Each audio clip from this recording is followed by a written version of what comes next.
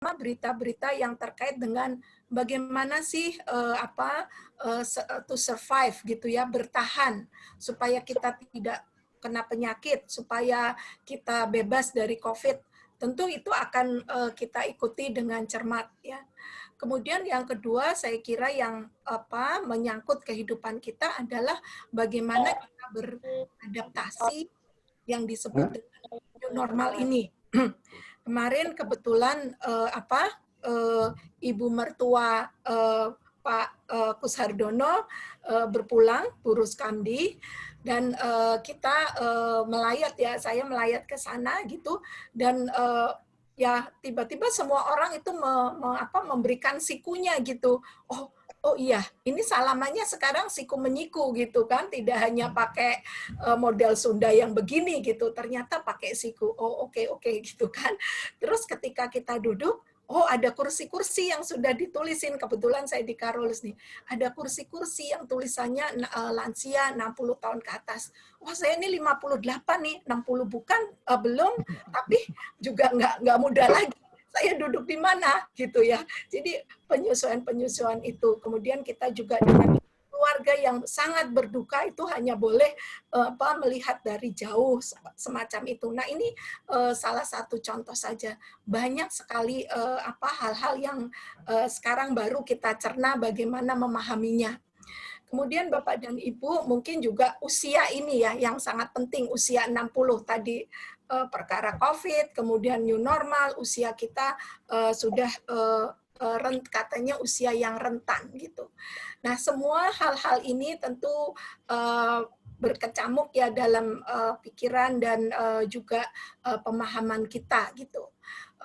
Kadang-kadang kita juga bingung berita mana yang benar, informasi mana yang valid, yang recycle kadang-kadang, atau yang orang asal menyebarkan viral yang tidak betul. Nah, saya kira pagi hari ini kita mempunyai kesempatan yang sangat istimewa.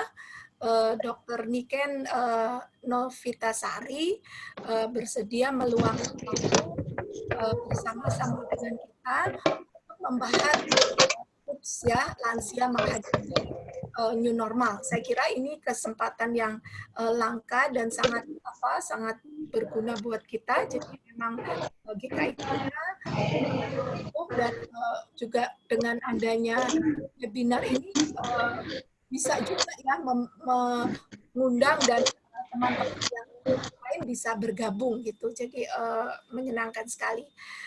Sebelum waktu saya serahkan ke Dr. Niken, saya sedikit mendapat informasi tentang CV. Jadi Dr. Niken mempunyai karier dan pengalaman yang sangat panjang. Sesudah lulus dari Fakultas Kedokteran Universitas UPI ya, beliau juga mengambil S2-nya di Manajemen Administrasi Rumah Sakit di Universitas Respati Indonesia.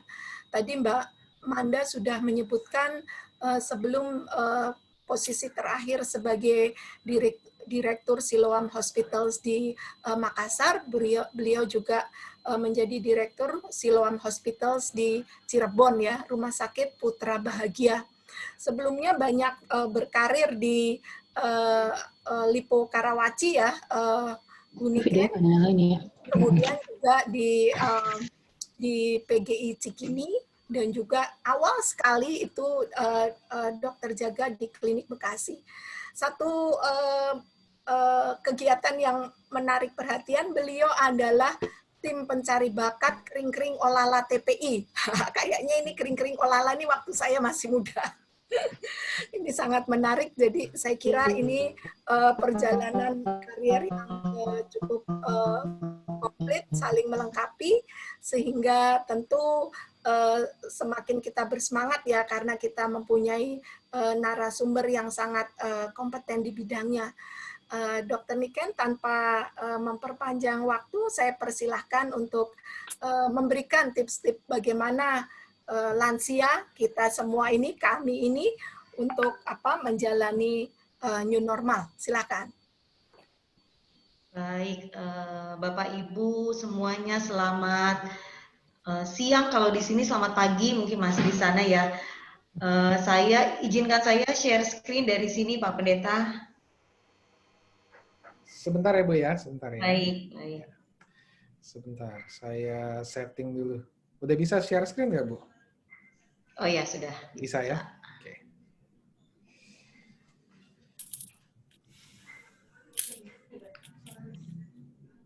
Ya. Ya, sudah kelihatan ya Bapak Ibu semuanya. Baik, selamat pagi, salam kenal buat Bapak Ibu, Oma Opa yang ada di Jakarta, di Bekasi, bahkan ada yang di Jogja.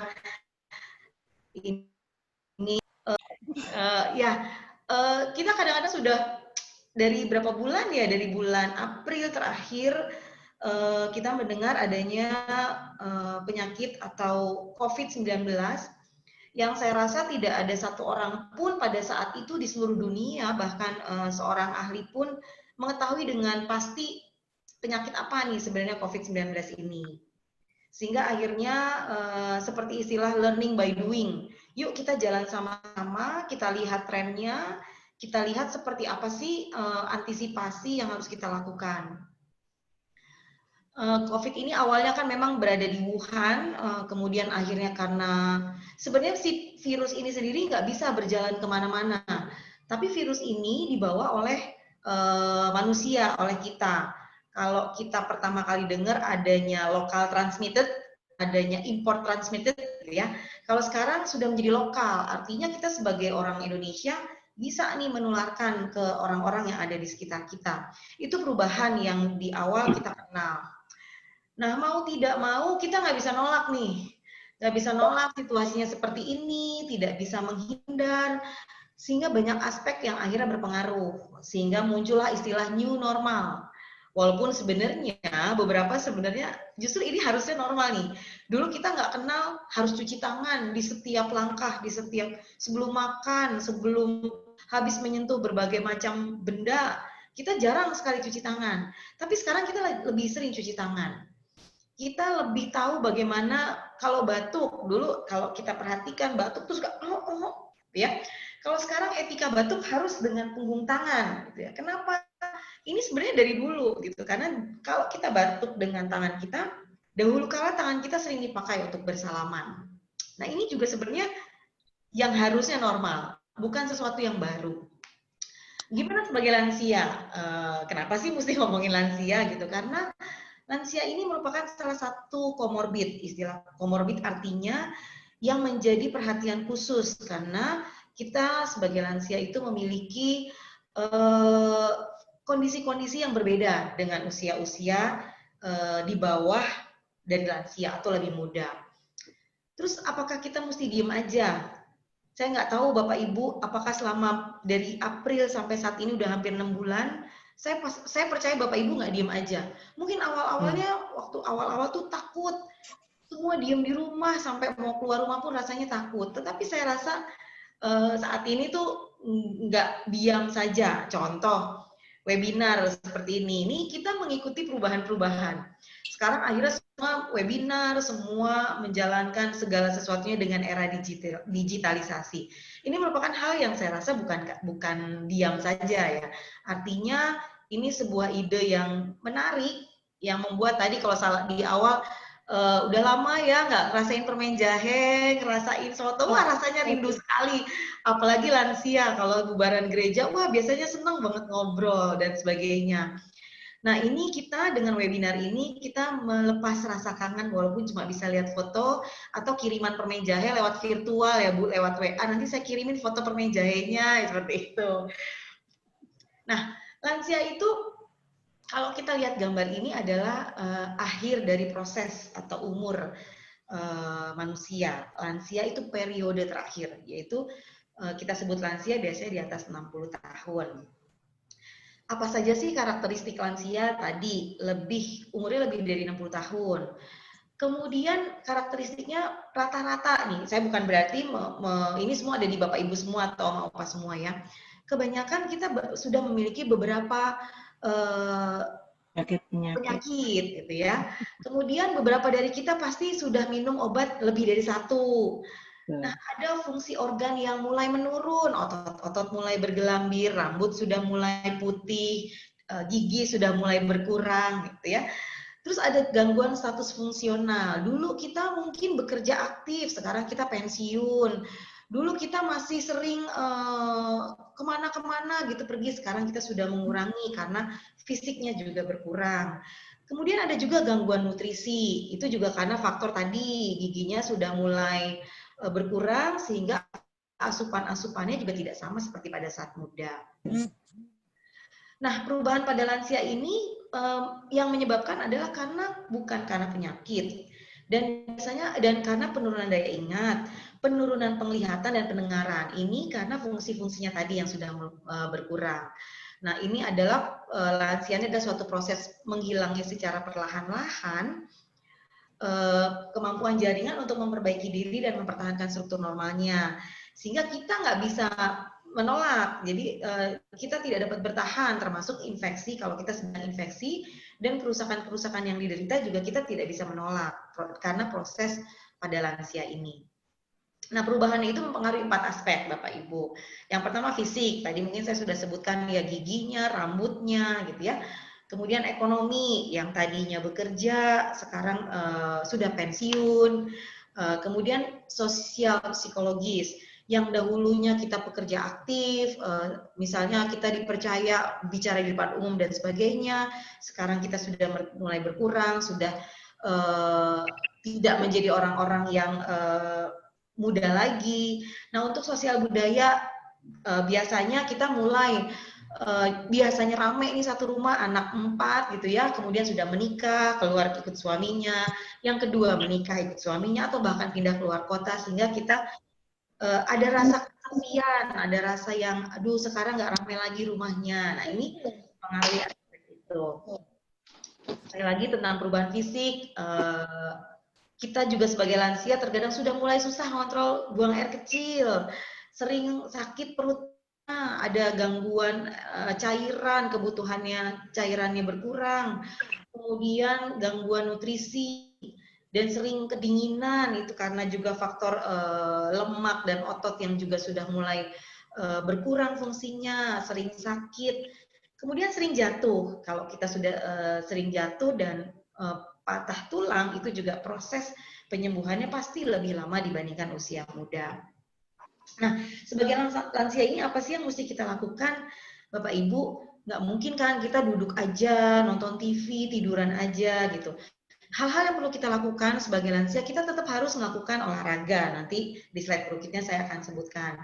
Nutrisinya juga perlu dijaga, perlu istirahat dan tidur yang cukup. Kita mesti tetap melakukan medical check up secara periodik, hindari perilaku-perilaku yang beresiko tinggi. Kemudian lakukan kegiatan-kegiatan psikososial dan spiritual. Nah, olahraga apa aja? Karena kita mungkin nggak bisa lagi main skipping gitu ya, kalau lansia skipping atau lari yang sifatnya kecepatan tinggi gitu ya. Jadi olahraga lansia ini kita lakukan dengan 3 jenis, aerobik, atau latihan fleksibilitas dan keseimbangan. Kalau aerobik mungkin kita cukup jalan pagi, jalan kaki, atau jogging, lari-lari pelan, atau berenang yang bisa berenang, atau bersepeda dengan santai gitu ya. Kalau kekuatan otot kita bisa duduk berdiri di kursi, atau angkat beban yang ringan-ringan, botol aqua yang 600 ml atau botol air mineral. Kemudian bisa juga kayak push up di tembok, jadi senderannya ke tembok bukan di lantai. Atau yang keseimbangan itu yang ringan dengan yoga atau tai chi. Nah, untuk nutrisi, ya tadi saya sampaikan bahwa gigi lansia tuh sudah mulai berkurang ya Bapak Ibu ya, walaupun kita tidak bisa lagi makan kedelai, kacang kedelai yang agak keras, atau keripik-keripik yang keras sekali misalnya, tetapi atau buah yang nggak bisa gigit langsung seperti apel, biasanya kita main gigit langsung. Namun kita tetap mesti jaga variasi daripada nutrisi ini, tetap mesti ada komposisi karbohidratnya, proteinnya, buah-buahnya, sayur-sayurnya, dan tetap harus menjaga makanan sehat, pilih yang rendah lemak dan kolesterol, pilih buah dan sayur, dan meminum air atau komposisi garam dan gula yang secukupnya. Nah, mengenai istirahat atau tidur, aduh rasanya udah bosen ya Bu, apalagi kalau WFH atau lansia di rumah yang nggak bisa kemana-mana sekarang. Bu, malah saya sekarang banyakkan tidur sama istirahatnya nih, seperti itu. Tapi kita juga mesti melihat bahwa berapa lama sih kita sebenarnya perlu tidur, karena tidur itu memang tetap perlu untuk pertumbuhan atau perbaikan sel-sel tubuh kita. Kalau lansia biasanya 5-7 jam per hari. Karena pada saat tidur kita ada perbaikan energi, terus kemudian memberikan istirahat kepada organ-organ tubuh kita, mengembalikan kekuatan mental dan efisiensi syaraf, meregangkan ketegangan otot dan perasaan lebih sejahtera. Nah, kadang-kadang atau banyak juga lansia yang kok kayaknya nggak bisa tidur ya, kenapa ya gitu. Nah, ini ada upaya-upaya kita untuk lebih bisa tidur nih. Ada bahkan lansia yang mungkin saya pelor, nempel bantal sedikit aja udah langsung molor gitu ya, oma, opa, bapak, ibu. Jadi tetap kita untuk upaya kita bisa tidur tadi kita harus tetap olahraga yang ringan. Kemudian olahraganya kapan? Jangan 3-4 jam sebelum tidur. Kemudian tetap luangkan waktu untuk berjemur kena paparan matahari. Terus santai pada saat-saat mendekati waktu tidur, jangan merokok, hindari minum minuman berkafein di sore hari. Terus kan kita kalau lansia tadi lebih susah menahan buang air kecil, sehingga akhirnya kita harus menghindari asupan cairan sebelum jam tidur. Batasi tidur siang karena malamnya jadi susah tidur, mungkin 30 menit cukup. Dan hindari kegiatan-kegiatan di tempat tidur, nonton TV, terus nulis, membaca, itu kadang-kadang menjadi salah satu faktor kita susah tidur. Tapi ada juga orang-orang tertentu yang dengan nonton TV atau membaca buku malah gampang tidur gitu ya. Ini salah satu tips. Ini memang berbeda dari masing-masing pribadi. Nah, pemeriksaan kesehatan gitu ya. Nanti ini memang yang rutin kita lakukan sebagai lansia. Namun nanti saya akan sampaikan bagaimana kalau di era pandemi. Kita tetap mesti melakukan pemeriksaan tekanan darah, kita tetap pemeriksaan kondisi gigi kita, kemudian pemeriksaan usus kita jika diperlukan, pemeriksaan mata, karena kalau lansia kita tahu ya fungsi penglihatan kita juga berkurang, jangan sampai kita membaca sepertinya tarik ulur tulisan gitu ya. Kemudian pendengaran kita juga harus cek, pemeriksaan kolesterol, asam urat dan sebagainya perlu kita cek setiap tahun, atau tanda-tanda kanker apabila kita punya histori atau riwayat di dalam keluarga itu juga perlu dicek setiap tahun. Pemeriksaan dada atau jantung juga kita harus cek. Nah, perilaku yang merugikan apa sih tadi saya sebutkan, perilaku-perilaku merugikan. Ini mengkonsumsi salah satunya adalah mengkonsumsi obat-obatan yang berlebihan karena tadi sebagai lansia fungsi kita semua organ kita menurun. Jadi kita juga mesti waspada atau mesti berhati-hati mengkonsumsi obat berlebihan. Jangan sedikit-sedikit minum obat, sedikit-sedikit minum obat. Kita juga mesti mendengar atau melihat advice dari dokter, karena dokter harus melihat kondisi fisik Bapak Ibu, apakah memang perlu meminum obat atau tidak, gitu. Karena kita juga perlu tahu bahwa obat juga memiliki efek samping. Kemudian nikotin atau merokok dan kafein, zat-zat ini juga merangsang sistem syaraf kita dan merusak sel-sel yang di dalam tubuh kita. Nah, successful aging itu apa sih? Kita di dalam menghadapi usia menuju lansia atau usia berapapun, kita harus meminimais resiko-resiko penyakit. Kita tahu misalnya kalau kita sakit jantung, berarti apa yang mesti dihindari? Berat badan nggak boleh berlebihan, makanan juga mesti yang baik, tidak perlu banyak lemak dan kolesterol. Itu cara-cara kita menghindari sakit jantung. Kemudian mulai continue engage with life. Jadi kita dengan hidup tuh ya ikutin zamannya kayak sekarang COVID gitu. Ya kita mesti engage sama perubahan-perubahan seperti ini. Kemudian menata psikis kita dan tentu saja disupport oleh positif spiritualitas atau spiritualitas kita juga mesti positif. Nah, sekarang kita bicara COVID. COVID kita nggak tahu sampai kapan. Bapak Ibu, saya mungkin tidak terlalu banyak bergerak di bidang medis. Namun saya melihat, saya di rumah sakit, tren COVID ini kita nggak pernah bisa. Sampai kapan? Karena memang banyak faktor yang sangat mempengaruhi. Contoh, pada saat saya di Cirebon itu saya ada di zona hijau. Jadi di Cirebon itu angka positifnya sehari tidak lebih dari 5. Jadi sehari itu 1, 2, 5 gitu ya, tidak terlalu banyak. Nah, saya pindah ke Makassar yang angka positifnya itu sehari lebih dari 100. Jadi dibilang zona merah. Di Makassar itu, di Siloam Makassar ketika saya pindah itu ada 68 pasien COVID yang kami rawat. Kita punya 60 bed dengan 16 ICU gitu. Jadi banyak sekali gitu. Namun di bulan ini tren di Sulawesi turun. Tren Sulawesi itu turun 40% lah kurang lebih dibandingkan bulan-bulan sebelumnya. Sedangkan Jakarta sekarang menjadi zona hitam. Jadi ini memang sangat berpengaruh kepada banyak faktor. Banyak yang dipengaruhi. Sosial kita, cara kita berhubungan dengan orang dipengaruhi. Kita sekarang harus pakai masker. Salaman ya, kalau dulu rasanya kalau kita salaman atau kita datang kunjungan melepas rindu tuh rasanya dipeluk enak sekali ya. Kalau kata ilmu hormonal itu ketika kita dipeluk seseorang itu ada hormon-hormon awet muda yang keluar yang rasanya melepaskan stres, melepaskan kesedihan dan sebagainya. Tapi sekarang kondisi COVID ini kita nggak bisa begitu. Tadi Bu Madeline bilang salamannya pakai siku ya Bu, sudah nggak namaste lagi gitu karena kayaknya kita masih pengen bersentuhan gitu seperti itu. Sosial ini berubah sekali. Saya juga pergi dari Cirebon ke Makassar melihat banyak perubahan-perubahan. Semua orang sudah memakai masker, memakai face shield, hand sanitizer harus ada di semua area, antrian harus diberi garis dan sebagainya. Tatanan sosial berubah, kewaspadaan orang juga berubah, dan ini juga sangat mempengaruhi ekonomi.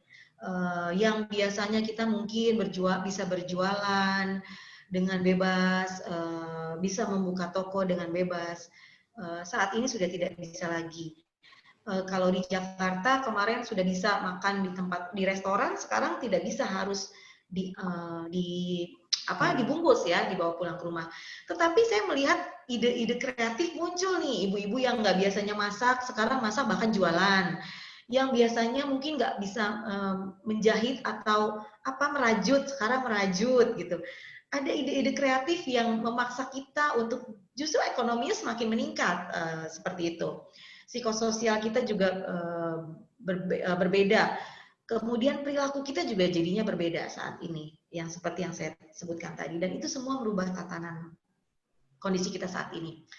Nah, mungkin gejala COVID, Bapak Ibu sudah banyak mendengar tentang gejala-gejala ini. Nah, ini data yang terus terang di Siloam Group kami memiliki pasien-pasien di semua rumah sakit, ada 38 Siloam, dan kita mengumpulkan gejala-gejala. Jadi data ini memang real dari pasien-pasien yang dirawat di Siloam Group, yaitu keluhan paling banyak adalah batuk kering sebanyak 67,6%, batuk berdahak itu 16,2%, demam itu 61,3%, mual 31,5%, ada kesulitan bernafas itu 41,4%, ada diare, ada lemah, badannya merasa lemah, sakit tenggorokan, pilek, sakit kepala, nyeri otot, nyeri ulu hati, muntah, nafsu makan menurun. Bahkan kalau kita lihat 19,8% itu nggak ada gejalanya sama sekali. Jadi kalau kita lihat ini, dulu waktu awal-awal, kalau kita lihat video-video jokes ya di awal, itu orang lebih takut di kerumunan itu lebih takut sama suara orang bersin atau batuk dibandingkan suara senapan. Kalau Bapak Ibu pernah lihat videonya tuh ya, dari satu kerumunan, kalau ada orang hacim gitu atau batuk itu rasanya semua bubar dibandingkan dengan suara senapan katanya seperti itu. Tapi ternyata sekarang gejalanya makin kita lihat makin banyak gejala-gejala lain yang tidak hanya mengganggu saluran pernafasan. Sehingga kita perlu merubah behavior kita atau tindakan kita, kehidupan kita sehari-hari dengan tadi lebih aware atau lebih memeriksakan diri. Aduh, saya ada nyeri tenggorokan nggak ada apa. Ini bukan berarti saya mengajak Bapak Ibu untuk khawatir ya. Nanti Pak Pendeta yang akan mengklarifikasi, tidak boleh khawatir. Tapi saya dari sudut medisnya bahwa kita juga mesti aware nih sama kesehatan kita. Kita mesti tahu gejala COVID seperti apa, gejala yang memang kita punya sakit ya sebagai lansia, mungkin kita punya penyakit kronis yang sedang kita derita. Gejalanya apa sih? Kita awas, mesti waspada. Kemudian jaga kondisi tubuh ya tadi, karena kita usia lansia, komorbid, ya di rumah aja, melakukan aktivitas dari rumah, tidak perlu kemana-mana, menghindari dari kegiatan yang beramai-ramai. Kemudian minum vitamin atau minum obat-obatan yang memang untuk sakit kita dan tidak terlalu mudah tadi ya meminum obat-obatan ketika kita ada gejala apa, minum obat dulu, ada ini minum obat dulu, seperti itu juga mesti dijaga karena usia kita usia lansia. Kemudian physical distancing ya, kita juga mesti jaga jarak. Sekarang saya mungkin di GKI tidak ada lagi ibadah yang beramai-ramai, semua dengan daring ya Pak ya, dengan webinar, dengan Zoom dan sebagainya, untuk menghindari kontak langsung dan untuk menghindari atau menahan diri dari ingin bersalaman, cium pipi atau peluk-pelukan seperti itu ya. Itu juga salah satunya yang kadang-kadang kita tidak bisa menahan diri dengan budaya ketimuran kita. Kemudian menggunakan masker dan desinfektan. Ini juga menjadi ya apa ya, menjadi sekarang menjadi model, menjadi tren gitu. Tetapi kita juga mesti waspada masker seperti apa yang harus kita pakai. Bagaimana posisinya? Kadang-kadang masker itu cuma hiasan menutupi dagu gitu ya, atau cuma menutupi mulut tapi hidungnya tidak tertutup. Ini juga mesti kita kita juga mesti bijak menggunakan masker. Kemudian cuci tangan. Kalau dulu kita cuci tangan rasanya yang penting basah gitu ya.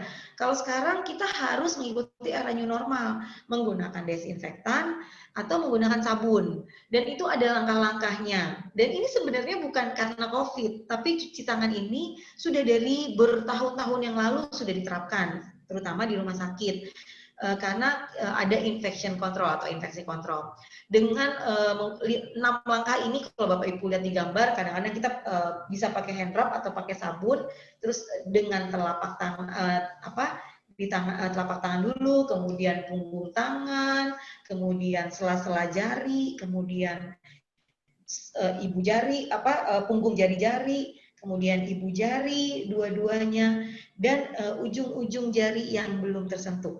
Kalau Bapak Ibu pernah lihat videonya, itu anak-anak kecil diajarkan dengan menaruh odol di atas telapak tangan, kemudian kita lakukan seperti itu. Kalau kita melakukan 6 langkah, itu semua tangan kita akan penuh dengan odol. Artinya semua sudah tersentuh dengan baik dan dijamin tidak ada lagi kuman yang bertengger di tangan kita.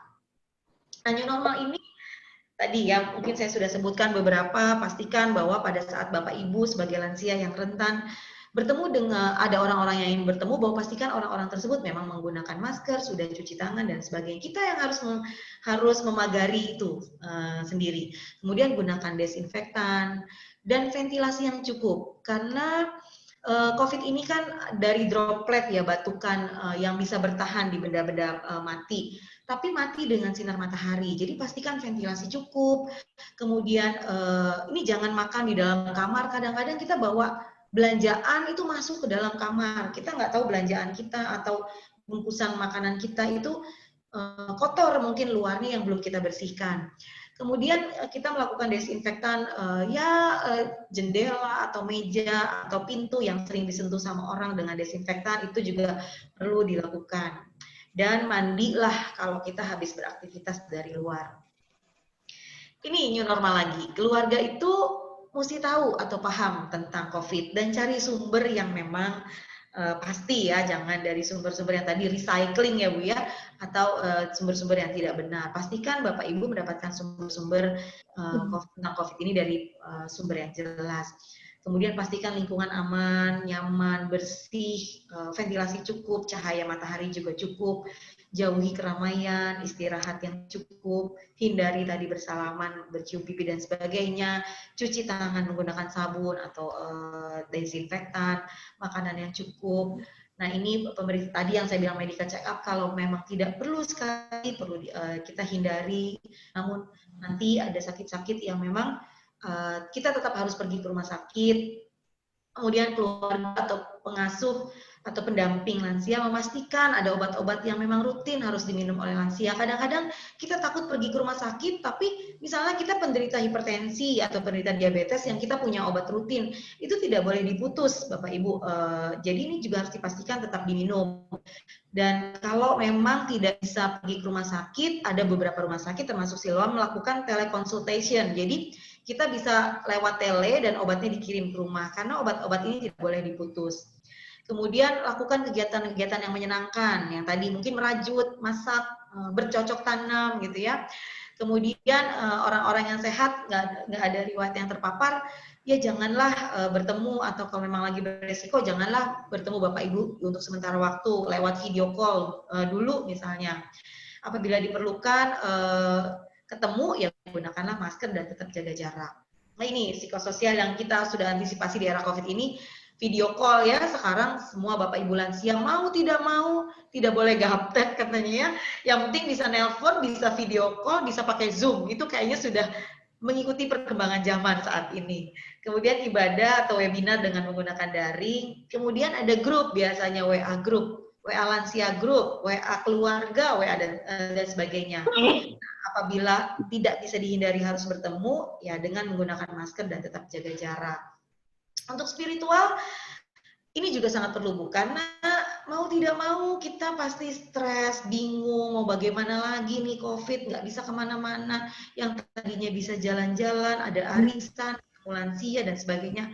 Semua membuat kita jadi merasa, kok khawatir ya, kok takut ya, kok cemas yang berlebihan, dan sebagainya.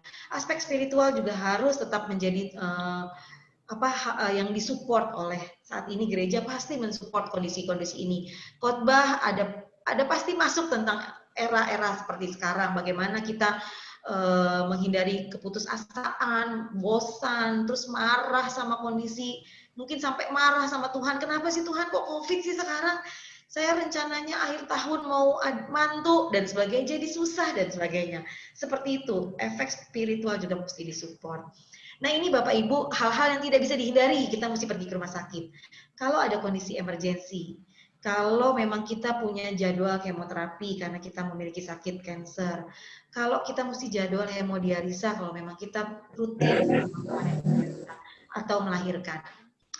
Sebagai kesimpulan, tadi bahwa masa lansia adalah ujung dari perjalanan panjang kehidupan kita, dan kita semua terobsesi bagaimana caranya kita tetap bertahan, menikmati berkat Tuhan yang luar biasa di era seperti ini, tetap hidup sehat dan bahagia selalu, bersyukur, berserah, memahami kondisi kita, dan terus mencari tahu bagaimana menjaga kesehatan dan memahami situasi sekitar, bagaimana kita harus menjaga makan, pola tidur, pikiran, kesehatan diri, dan terus melakukan protokol kesehatan.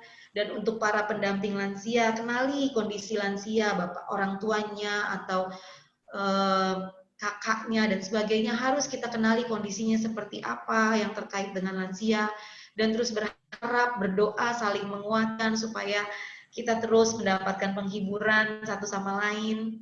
Dan akhirnya dengan new normal ini kita mematuhi protokol-protokol kesehatan dan kita mencegah diri dari penyebaran, dan kita harus membantu menjadi memutus rantai COVID ini dengan tetap di rumah dan tetap menjaga dan melakukan protokol kesehatan. Dengan itu kita punya behavior yang baru, hidup bersih, hidup lebih sehat, lebih peduli dan dengan lingkungan, dan mau berubah. Sehingga itu tidak lagi menjadi sesuatu yang sifatnya paksaan, tapi menjadi kultur atau budaya kita sehari-hari karena beradaptasi dengan COVID, dengan pandemi, beradaptasi dengan teknologi, digitalisasi saat ini. Kemudian yang tadi saya sampaikan, lebih kreatif, yang dulunya nggak pernah masak, sekarang masak bahkan bisa jualan online. Kemudian lebih berhemat dan lebih menghasilkan, dan lebih peka membaca situasi saat ini harusnya seperti apa.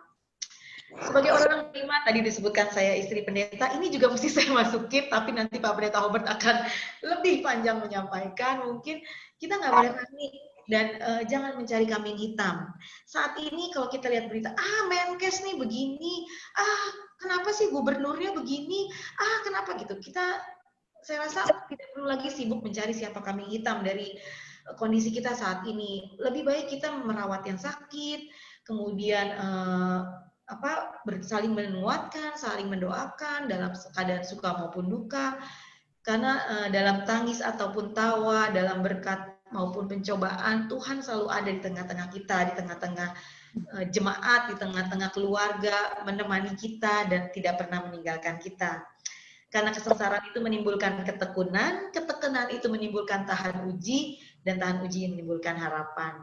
Jadi Bapak Ibu, walaupun saya juga di Makassar, suami saya di Cirebon sekarang zona merah, di Makassar tetap zona merah, tapi percayalah bahwa kita semua ada dalam lindungan Tuhan, ada dalam naungan Tuhan, ada dalam pemeliharaan Tuhan, dan saling menguatkan satu sama lain.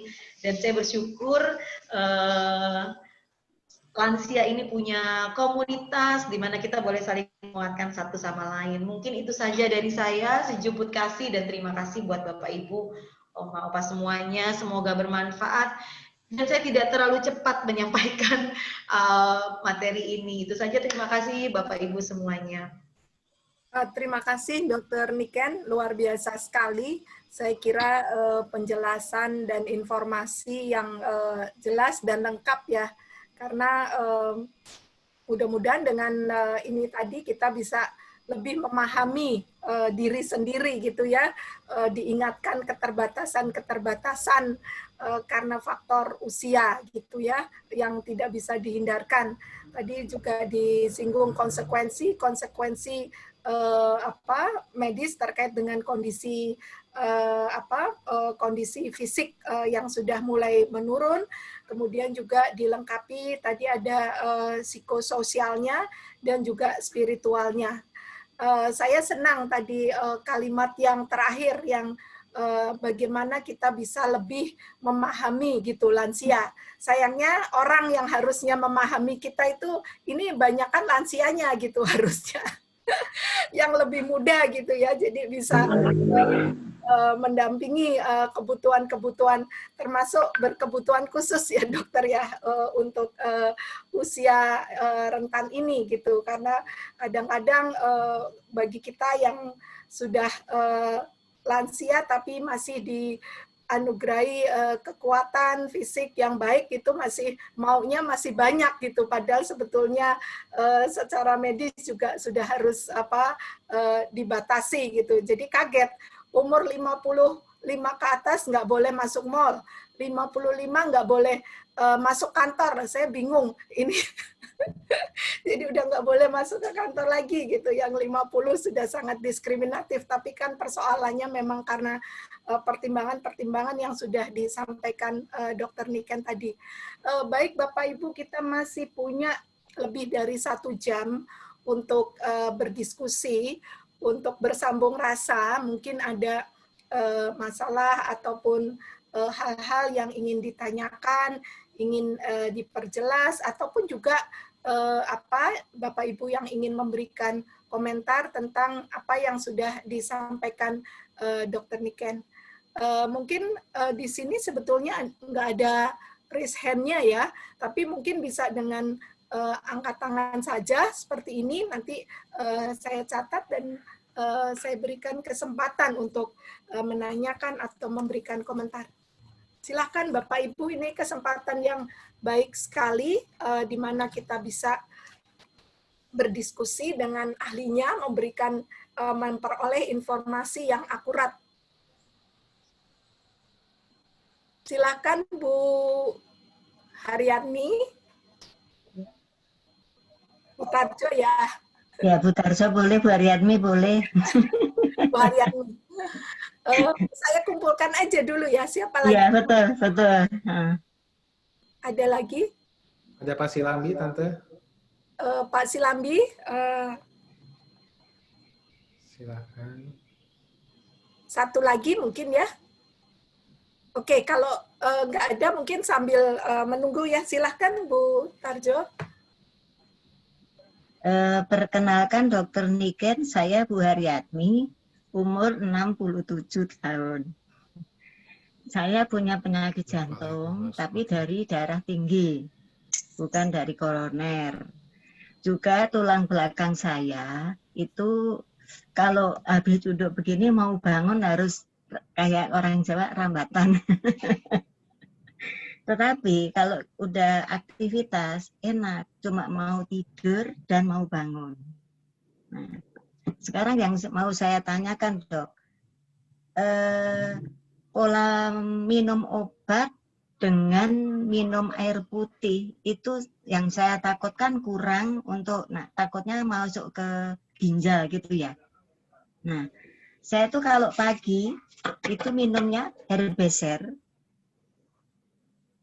saya tambah VC yang biasa. Kalau enggak Neurofit ini saya bawain sama Neurofit. Nah nanti kalau siang saya tuh minum yang untuk tulang belakang itu Eperison. Nah, terus Eperison saya tambah sama Neurosambe. Karena mau nyari obat itu susah. Bolehkah dengan saya tambah Osteocom? Nah, ini yang ini saya selang-seling dong ya, dok, yang obat Eperison, Osteocom dan lainnya. Cuma kalau yang untuk malam hari itu Bisoprolol sama Sandestrapram. Jadi takut saya itu kalau saya minumnya kurang, takutnya masuk ke ginjal. Seperti apa dok cara minum obat yang baik? Itu aja. Terima kasih Bu Haryatmi. Pak Silambi, silakan Pak.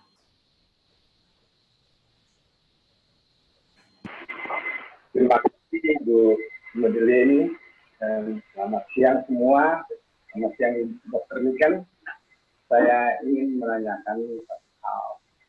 Saya baru operasi beberapa tahun lalu mengenai prostat, dan saya perlu ada dilatasi di uretra berturut beberapa kali. Tidak ada hubungannya. Nah, saya harus kontrol untuk dilatasi yang kesekian kali. Cuman kadang-kadang di rumah anak-anak mengatakan nggak usah keluar Pak. Nah, apa yang saya cermati, apa saya tidak harus meneruskan dilatasi uretra atau bagaimana upaya yang saya harus lakukan? Terima kasih Pak. Itu saja. Terima kasih Pak Silambi. Mungkin saya tambah satu dok, saya ingin bertanya jadi 3 ya. Terkait dengan vitamin dok, kan banyak sekali anjuran untuk memperkuat imunitas itu kita minum vitamin. Dan yang disarankan vitamin C gitu ya. Ini bagaimana ya untuk untuk lansia? Karena misalnya saya menyebut saja saya mengkonsumsi ester gitu. Orang selalu bilang daripada minum vitamin mendingan makan buahnya, makan jeruk gitu ya. Tapi saya kalau makan jeruk alergi terus batuk sampai berbulan-bulan gitu. Jadi ya antara vitamin yang obat dan yang natural itu seperti apa? Saya kira 3 pertanyaan Dokter Niken silakan untuk direspon. Baik. Ya, Bu Haryatmi ya tadi yang pertama Bu. Yeah. Yang pertama kita mesti lihat dulu nih Bu, obat-obat yang kita minum yang dari dokter untuk yang jantung. Iya, betul. Ini semuanya dari dokter. Pasti dokter kan akan sudah meresepkan dan menuliskan ini obat untuk apa, diminumnya kapan, sebelum makan atau setelah makan. Nah, kita tetap harus ikutin aturan itu ya Bu. Nah, biasanya kalau lansia nih saya suka minta ditulis tuh Bu di obat itu ini untuk apa supaya tidak hanya kita tapi pendamping kita atau keluarga kita tahu ini obatnya untuk apa. Itu yang pertama. Nah, kemudian untuk vitamin. Memang kalau kita sudah mengkonsumsi obat-obatan yang untuk penyakit kita sendiri ya, kita juga harus lebih hati-hati untuk minum obat yang lain. Contoh vitamin tadi bagaimana vitamin ini dari dokter atau vitamin ini kita bisa ganti gitu. Sebenarnya vitamin itu ini sekaligus saya menjawab pertanyaan Bu Medelin ya Bu ya. Vitamin itu memang sebenarnya ada di dalam sayur-sayuran, buah-buahan yang kita minum. Cuma memang kita juga mesti tahu, contoh, vitamin kebutuhan kita secara normali kan biasanya 500 mg sehari. Kalau kita sakit, contoh misalnya COVID nih ya Bu, atau ada penyakit yang memang kita defisiensi kekurangan vitamin, itu kita harus mengkonsumsi 1 gram sehari. Nah, ketika kita minum vitamin itu di dalam kandungan obatnya itu tertulis ini mengandung vitamin C sekian miligram, mengandung vitamin E sekian ekivalen dan sebagainya. Tetapi kalau sayur-sayuran, buah-buahan, kita juga mesti tahu nih dalam satu buah jeruk berapa kandungannya. Dalam kan kalau kita konsultasi Bapak Ibu misalnya pernah konsultasi dengan gizi, tempe 1 potong segini mengandung sekian protein. Sama juga dengan jeruk mengandung vitamin apa saja. Seledri atau bayam mengandung apa saja komposisinya. Dan Ibu juga perlu tahu buah-buahan atau sayur-sayur ini bila mengandung zat berhasiat, dia rusak kalau di apa? Misalnya bayam gitu. Saya tidak terlalu hafal tentang rusak atau tidaknya. Apa bayam sebenarnya mengandung kalium atau kalsium, tapi dia rusak kalau kita panaskan dengan minyak, tapi rusak kalau kita rebus lebih dari sekian lama dan sebagainya. Itu juga mesti dicermati, jangan sampai kita tidak minum vitamin, kita tetap minum yang alami, memang itu sangat baik karena tidak ada proses kimiawi, tapi kita tidak paham bagaimana mengelola sayur-sayuran dan buah-buahan ini, sehingga kita berpendapat, oh kita cukup kok makan sayur, makan buah, tapi ternyata yang kita makan itu vitaminnya sudah rusak dengan cara mengolah yang salah. Mungkin itu yang menjawab Ibu Madeline. Untuk Bu Haryatmi tentang obat-obatan, Bu. Iya. Bagaimana cara minum obat-obatan yang tepat? Kalau kita minum sesuai dengan waktunya, sesuai dengan caranya, apakah sebelum makan ataukah setelah makan, rasanya itu sudah tepat. Dan kita minum obatnya dengan menggunakan air putih. Karena kenapa sih ada obat yang minumnya harus dijarakin dengan makanan? Karena obat ini lebih efektif kerjanya ketika lambung kita kosong. Kalau kita sudah lambung kita penuh, penyerapan obat itu akan lebih susah diserap di dalam lambung dan lebih susah masuk ke dalam peredaran darah. Itulah kenapa cara minum obat harus lebih ada jarak setengah jam atau 1 jam sebelum atau setelah makan. Nah seperti itu. Kalau minum air putih, rasanya kalau kita konsumsinya dengan air putih, tidak ada salahnya seberapapun kalau kita tidak punya penyakit ginjal, Bu. Kalau kita sudah punya kelainan ginjal, baru air minuman kita dibatasi. Tapi selama kita tidak ada kelainan, itu lebih baik. Dan memang perlu perhatian khusus buat kita semua sebagai Bapak yang punya penyakit kronis, yang sudah minum obat-obatan teratur, biasanya dokter akan mengontrol fungsi ginjal kita dengan melakukan pemeriksaan darah, yaitu ureum kreatinin. Walaupun kita tidak punya sakit ginjal, tapi kita minum obat-obatan yang sudah sekian lama, itu biasanya dokter akan secara rutin melakukan pemeriksaan fungsi ginjal, karena kita mau lihat toleransi ginjal di dalam tubuh kita setelah sekian lama kita minum obat, atau setelah sekian lama kita menderita penyakit. Mungkin itu ya Bu Haryatmi menjawabnya. Terus apalagi yang belum kejawab? Oh, prostat ya Pak Silambi Palamba ya. Tentang prostat. Ya, memang prostat ini juga salah satu organ yang berubah ketika kita lansia. Ada perubahan. Nah, prostat ini posisinya Pak ada di antara saluran kencing. Jadi kalau prostat ini membesar, kalau kita ibaratnya pipa ya Pak atau sedotan gitu ya, saya punya sedotan atau enggak ya? Contoh saya punya sedotan Pak. Sedotan. Nah, prostat ini ada di antara ini. Kalau si prostat ini sudah menekan saluran, menekan sedotan ini, otomatis ukuran diameternya mengecil, sehingga itulah dilakukan dilatasi ya Pak ya. Itu salah satu cara, bukan operasi, tetapi supaya buang air kecil kita lancar. Nah, ini juga mesti dimonitor sih Pak. Kalau kita ada keluhan, rasanya mungkin memang kita mesti menghindari rumah sakit ya Pak ya, kalau tidak emergensi gitu kan ya, mungkin kata anak Bapak. Tetapi bahayanya kalau kita tidak melakukan dilatasi, lama-lama si prostat ini akan menutup saluran kencing sehingga kita jadi sulit atau menjadi tidak bisa buang air kecil. Ini yang perlu kita waspadai. Makanya untuk kelainan prostat itu ada advice dokter, terkadang kalau sudah tidak bisa dilakukan dilatasi, kita anjurkan untuk melakukan operasi atau pengangkatan. Nah, dilatasi ini tujuannya untuk melancarkan buang air kecil. Jadi yang perlu Bapak waspadai adalah apabila Bapak ada keluhan, kok buang air kecil saya rasanya tidak lampias lagi ya, kok saya susah ya buang air kecil ini, ya kita mesti segera pergi kontrol Pak ke rumah sakit dan memastikan bahwa rumah sakit yang Bapak kunjungi adalah rumah sakit yang memang safe atau aman dan bersih gitu ya. Aman artinya mereka sudah melakukan pemisahan antara pasien yang sudah di screening apakah pasien ini ke arah COVID atau tidak. Kalau yang tidak ke arah COVID, dia akan masuk ke dalam rumah sakit. Nah, begitu masuk ke dalam rumah sakit sudah di screening, artinya Bapak jangan khawatir, Bapak ada di rumah sakit yang bersih dan aman gitu Pak. Mungkin itu juga jangan sampai kita punya keluhan dan sudah mengganggu fisik kita, tapi kita nggak pergi ke rumah sakit karena kita takut gitu. Nah, ini yang mohon maaf saat ini trennya Bapak Ibu di rumah sakit itu orang-orang yang pergi ke rumah sakit itulah orang-orang yang dalam tanda kutip sudah gawat sekali. Kebanyakan, ini saya belum mendata secara pasti, tapi kebanyakan bahkan anak-anak, kebanyakan mereka menahan diri, udahlah nggak usah ke rumah sakit malah nanti ketularan. Sudahlah kita kasih obat warung dulu ya. Udahlah kita lihat situasi dulu deh kalau udah nggak ada COVID lagi gitu. Sehingga akhirnya kita menjadi orang yang tidak bijaksana. Kalau kita sudah sakit, nggak bisa ditahan, kita tahan-tahan di rumah.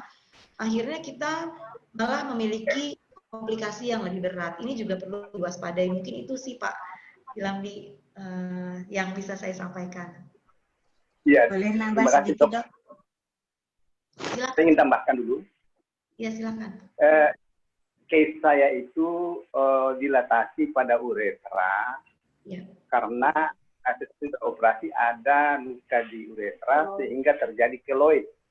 Nah, keloid ini membuat penyempitan pada uretra sehingga perlu dilatasi secara berperiode. Nah, ini yang saya lakukan. Dilatasi saya itu karena ada keloid. Terima kasih, Dok. Ya Pak, kalau yang keloid, tadi Bapak prostat ya. Kalau keloid memang di sedotannya itu sendiri berarti ya Pak, bukan faktor dari luarnya. Nah ini memang nggak bisa kita hindari Pak, nggak mungkin.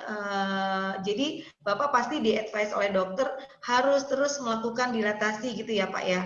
Ya, karena kalau tidak dilakukan secara rutin, keloid itu dindingnya si sedotan ini sudah kayak ada pemadatan gitulah ya Pak ya, pemadatan sehingga dia akan mengurangi diameter dari sedotan ini, dari uretra ini. Sehingga perlu dilakukan dilatasi secara rutin. Kalau tidak, tadi Pak mungkin bisa mengganggu buang air kecil Bapak seperti itu. Dan kalau memang sudah mengganggu, ya diharapkan tetap harus ke rumah sakit Pak. Karena kalau kita tahan, buang air kecilnya tidak bisa keluar, akhirnya tertahan, menyebabkan ginjal menjadi bengkak. Karena yang harusnya keluar, kalau ibaratnya got ya Pak, kalau gotnya mampet kan kesananya jadi banjir gitu ya Pak. Mungkin itu yang bisa saya jelaskan. Terima kasih, Dok. Saya nambah sedikit boleh Dok? Bu Haryani. Nambah dikit Bu. Ya Bu. Silakan Ya. Bu Haryani. Ya. Tadi dokter menyinggung periksa kreatinin ya Dok. Nah, saya mohon dijelaskan, saya kan ada ini saya bawa tes darah saya. Ya, Bu. Jadi kreatinin itu 0,7, 0,7, terus kolesterol LDL direct itu 94, glukosa puasa H 103. Yang saya tanyakan, kreatinin itu dokter cuma bilang bagus gitu doang. Jadi mohon diterangkan Dok. Baik Bu. Ya, fungsi ginjal itu kan sebenarnya filtrasi ya Bu, atau nyaring. Kalau saya bilang nih kayak parutan saringan kelapa Bu. Jadi fungsi ginjal itu harusnya menyaring zat-zat yang dibuang atau yang ditahan oleh tubuh. Nah, kreatinin dan ureum dan kreatinin adalah kita melihat fungsi filtrasi ini. Kalau seandainya nilainya tinggi, berarti fungsinya memfiltrasi sudah tidak baik. Tadi Ibu nilainya masih 0, berapa itu masih normal Bu. Artinya 0,7 ya. Artinya fungsi penyaringan ginjal ini masih bagus karena tidak ada yang kebuang gitu Bu, nggak bocor. Kalau ibaratnya saringan kita bolongannya gede-gede kan serabut kelapanya ikut keluar gitu ya Bu. Nah ini sudah bisa ginjal masih bisa menahan itu sehingga yang keluar cuma 0,7. Mungkin itu penjelasan awamnya ya Bu. Masih bagus ya Dok. Terima kasih banyak. Makasih. Ya. Karena makin saya bawa.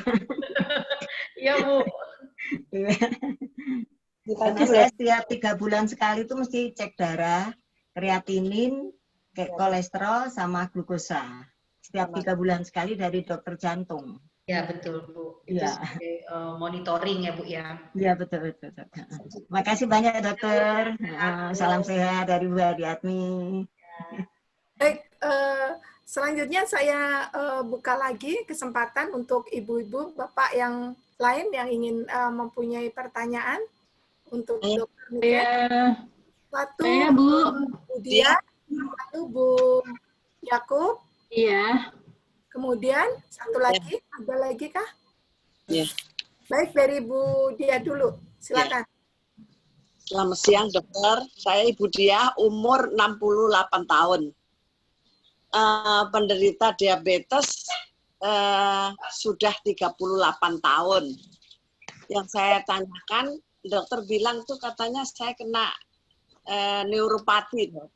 Jadi tiap malam itu saya tidak bisa tidur.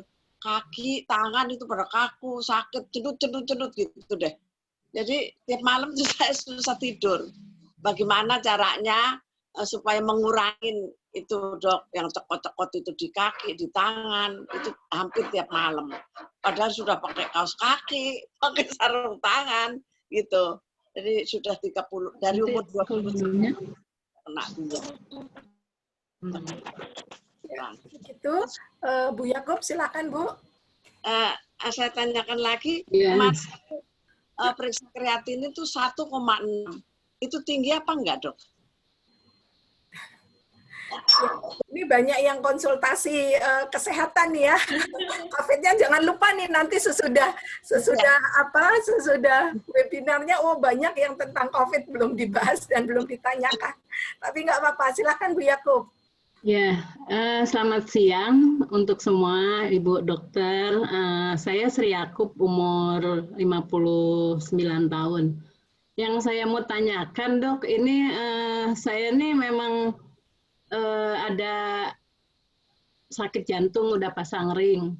Tapi yang saya keluhkan ini, saya tuh sering sekali kram di bawah payudara dok. Jadi itu seringkali kalau saya ketawa terlalu lepas, atau saya salah posisi, atau kadang-kadang saya mau berdiri gitu, kadang-kadang ya itu seringkali saya kram di sekitar di bawah payudara. Itu kenapa ya dok? Saya juga memang belum konsul sama dokter jantung karena selama corona ini saya belum pernah ke dokter, jadi cuma minum obat yang rutin aja, setiap itu resepnya kan dikasih, cuman itu aja. Cuman ya itu yang saya keluhkan, seringkali kramnya itu dok. Terima kasih. Ada lagi sebelum waktu saya berikan ke Dokter Niken? Mbak Manda, silakan Mbak. Ibu Sri Wahyuni. Oh, monggo Bu Kadar. Saya Ibu Sri Wahyuni, dok. Umur saya bukan ibu nenek, dok. Karena umurnya sudah 78. Nah, saya penderita ginjal. Ginjal saya dua-duanya sudah mengecil dan fungsinya sudah kurang dari 30%. Ini sudah mulai tahun 2013. Jadi apa yang saya lakukan setiap waktu hanya kontrol dan minum obat dan disiplin. Disiplin kontrol, disiplin obat, disiplin pola hidup, disiplin pola makan. Nah, pola makan ini saat ini sangat dibutuhkan untuk stamina saya. Saya tidak boleh makan banyak daging, tidak boleh yang kalium tinggi, tidak boleh. Lalu kalau saya tidak makan, tubuh saya akan lebih tidak baik, tidak akan tertular dengan COVID ini gitu loh, Dok. Yang pertama. Yang kedua, saya ketahuan cucu saya, dokter. Habis dinas dari luar kota, kemudian tidur di rumah saya. Dan kemudian dia harus tes sebelum masuk kantor. Ternyata hasilnya OTG, dokter. Waktu itu hanya diperintahkan untuk di rumah saja. Tapi saya mengusahakan untuk dia bisa tidur di tempat lain. Tapi di tempat lain itu orang yang punya rumah curiga, yang punya penginapan curiga. Kok cuma 4-15 hari apa dia kena COVID. Nah, karena itu saya ambil, saya bawa pulang lagi, saya bawa ke rumah sakit supaya rawat di rumah sakit. Tapi ternyata rumah sakit penuh semua. Penuh semua, kemudian saya bawa pulang ke rumah saya. Dan kami sekeluarga sudah rapid, dokter. Hasilnya non reaktif. Ya. Terus pulang dari rumah sakit dengan cucu saya itu masih bersama-sama dan masih tinggal di rumah saya. Tapi sekarang sudah dia tinggal di rumah ibunya dan ini saya yang dengan riwayat penyakit itu, walaupun saya sudah rapid, apakah saya bisa tertular, dokter? Ini pertanyaan kami. Baik ya, sudah 3 Dokter Niken. Tadi pertanyaan dari Bu Diah, Bu Sri Yakub, dan Bu Sri Wahyuni. Silahkan. Ya, baik. Untuk Ibu Diah tadi kreatininnya masih bagus ya Bu ya. Pertanyaan pertamanya tadi apa ya Bu? Maaf. Neuropati, Dok. Oh ya, neuropati. Diabetes mellitus itu atau sakit gula itu. Dok, pakai insulin. Iya. Oh ya. Itu memang menyerang banyak organ, Bu. Contohnya misalnya karena kadar gula ini kan kita identifikasi di dalam pembuluh darah. Nah, pembuluh darah ini kan udah beredar semua ya di dalam tubuh kita. Jadi pasti menyerang semuanya. Menyerang persyarafan, menyerang mata, menyerang pembuluh-pembuluh darah. Sehingga kalau di pembuluh darah, kalau kita luka itu susah sekali kering. Kalau mata kita bisa glaukoma gitu ya. Kalau persyarafan kita bisa nama istilahnya neuropati karena dia mengenai juga persyarafan kecil gitu ya di ujung-ujung. Seperti di ujung-ujung jari, ujung-ujung tangan. Ya. Nah, ini juga sesuatu hal yang nggak bisa kita hindari sebenarnya ya Bu ya. Yang perlu kita hindari itu sebenarnya adalah kadar gula darahnya.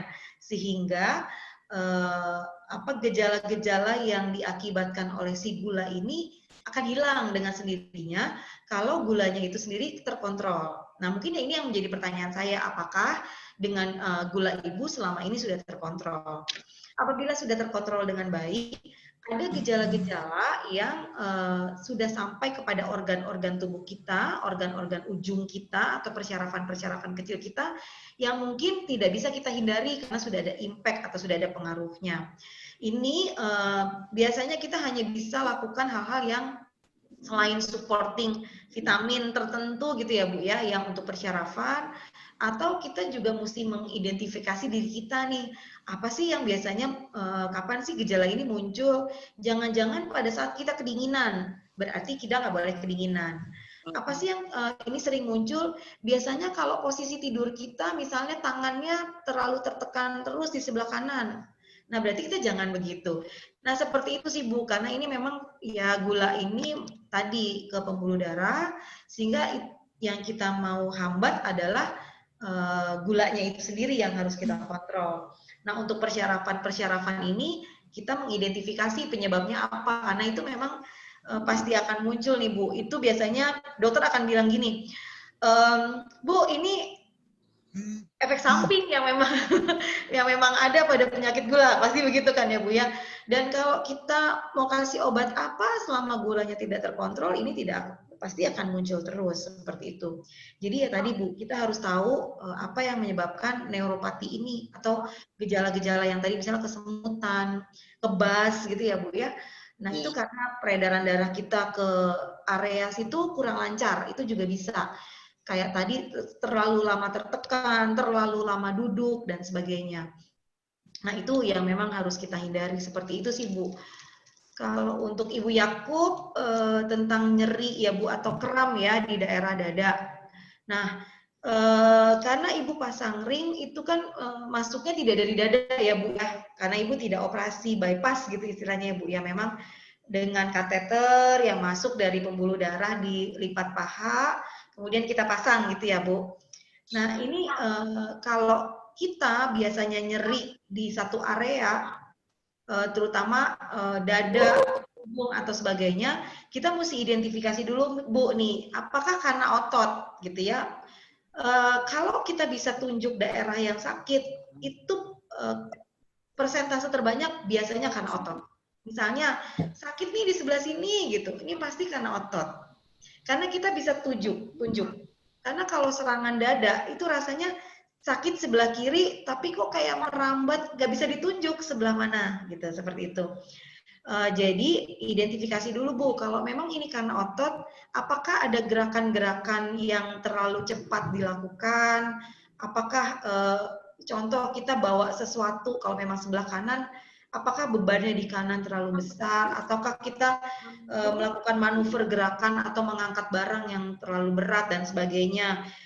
Bisa seperti itu, dan dengan menggunakan yang hangat itu biasanya menolong si otot. Jadi ototnya kontraksi. Kalau kita kram tuh biasanya otot karena kontraksi. Jadi ngekel gitu ya, apa ya bahasanya. Nah biasanya kalau dengan yang sesuatu yang hangat itu dia bisa merilis atau melepaskan ikatan-ikatan otot itu.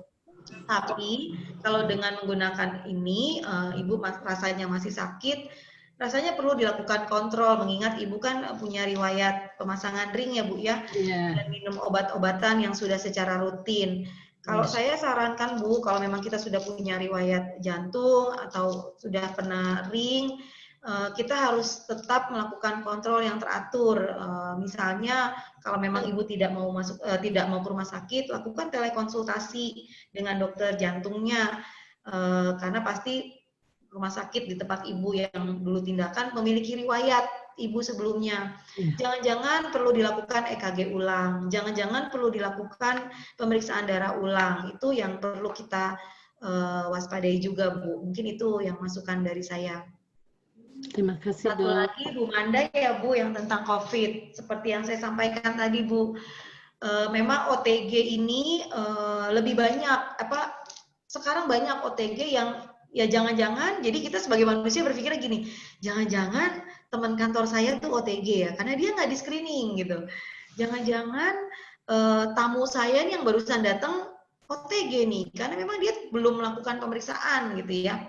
Seperti yang contoh waktu saya kemarin juga pulang ke Cirebon, pulang ke Bekasi, saya kok jangan-jangan saya jadi OTG nih, troublemaker-nya ketika saya pulang ke rumah orang tua atau ke keluarga di Cirebon gitu ya. Seperti itu Bu. Karena kita nggak melakukan screening. Nah tadi cucu Ibu melakukan screening dan ternyata rapidnya reaktif dan dilakukan swab berarti ya Bu ya dengan hasil OTG. Nah, berdasarkan penelitian Bu, ketika kita, apalagi Ibu sudah rapid dan hasil serologi hasilnya non-reaktif, itu memang ada pemeriksaan-pemeriksaan untuk mengidentifikasi COVID.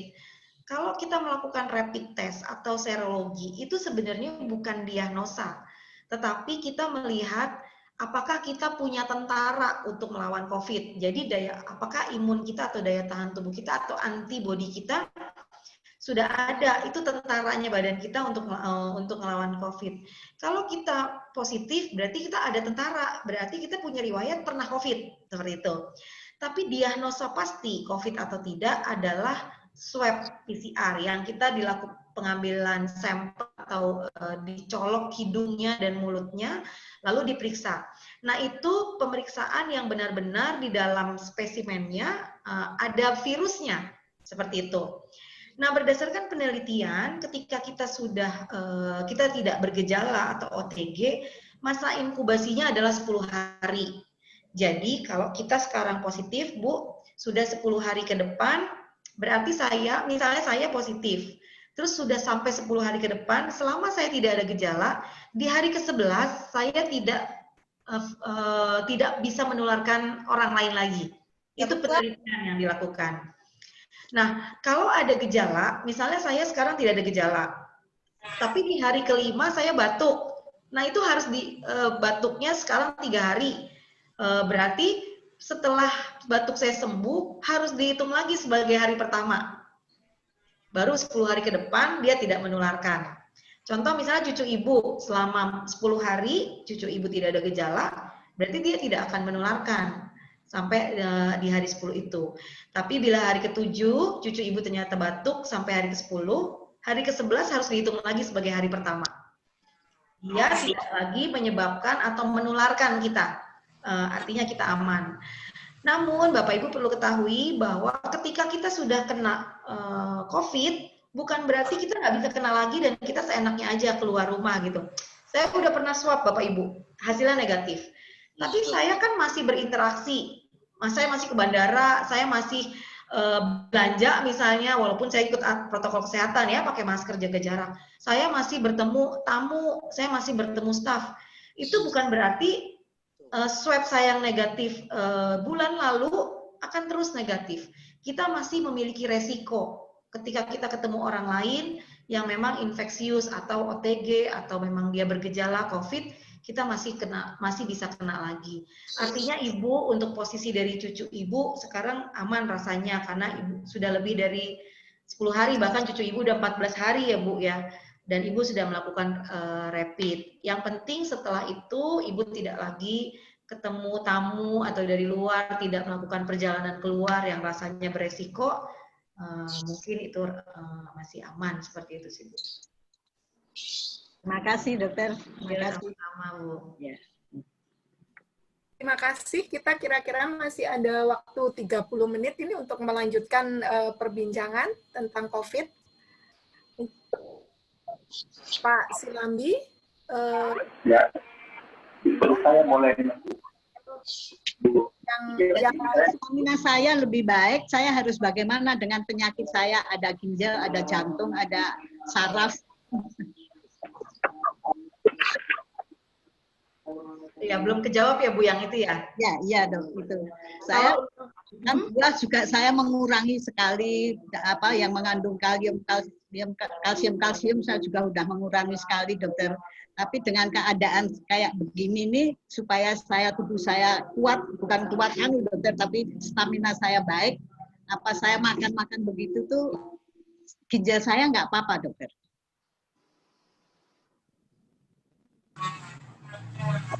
mungkin di-unmute Dr. Niken, di-unmute dulu. Oh iya, sorry Bu. Ya, dengan sakit ibu yang sekarang, ibu harus tetap menjaga pola makan yang boleh dan tidak boleh Bu. Tetapi kita mencari variasi-variasi lain. Karena jangan sampai kita secara fisik kuat karena kita asupan kalorinya cukup, asupan karbohidratnya cukup gitu, tetapi fungsi ginjal kita malah melemah seperti itu Bu. Jadi tetap memiliki makanan yang bervariasi dengan mempertimbangkan apa saja sih yang tidak boleh pada kondisi-kondisi penyakit seperti saya. Misalnya kalau memang saya kolesterolnya tinggi, berarti saya mesti mengurangi yang berlemak-lemak. Toh kita makan yang rebus-rebusan juga tidak membuat kita lemas gitu kan, bukan berarti kita tidak boleh makan sama sekali gitu. Ada makanan-makanan yang memang asupan kalorinya cukup, seperti itu sih Bu. Tetap lakukan pemantauan atau diet sesuai dengan penyakit ibu, rasanya seperti itu. Tapi untuk stamina lebih baik bagaimana dokter? Ya kalau untuk stamina, vitamin C atau vitamin yang lain itu masih boleh dikonsumsi Bu. Seperti itu Bu, dan memang olahraga, istirahat yang cukup, yang seperti yang tadi saya sampaikan, itu juga bisa menjaga stamina. Terima kasih dokter. Sama-sama Bu. Pak Silambi, silakan Pak, tadi sepertinya ada yang disampaikan. Ya, saya ingin ya silakan. Ya, selamat siang dokter. Selamat siang. Ibu Silandi ini, saya umur 60. Saya di Agak terganggu ya. Ibu masih bisa dengar kita? Agaknya suaranya terputus Pak Silandi, Pak, Ibu. Mungkin berputar hidup. Nah, silakan. Terus apa tuh segala macam dari lemak-lemak itu aja. Tapi yang pasti sakit marah dan pulang. Bagaimana saran dokter? Apakah pulang atau bagaimana caranya untuk itu untuk adakah obat yang menguat menaikkan imun saya? Terus yang kalau minyak kayu putih benar membantu ketahanan tubuh. Ya itu saja. Suaranya tadi yang ada sedikit hilang. Pertanyaan pertama mungkin bisa diulangin, yang minyak kayu putih kita bisa menangkap ya. Yang pertama, Bu. Pertama, kakak saya sedang sakit keras di Makassar dan saya pengen nengok, tapi saya minta bagaimana caranya untuk apakah saya boleh pulang atau bagaimana? Saya takut COVID. Ya itu aja. Makasih. Ya. Silakan Dr. Niken. Ya langsung ya Bu. Ya. Ya memang Bu saat ini terus terang sebagai rumah sakit kita juga memang memiliki kebijakan yang sejak COVID ini benar-benar menghindari atau mengurangi pengunjung. Setahu saya hampir semua rumah sakit itu tidak membolehkan jam besuk sekarang. Bahkan penunggu pasien juga kita batasi maksimal 1.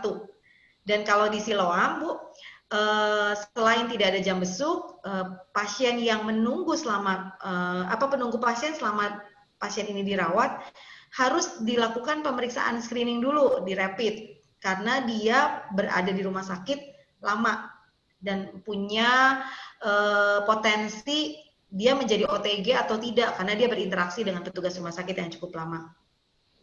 Rasanya seperti yang tadi saya sampaikan, ini pasti merubah sekali tatanan kita semua.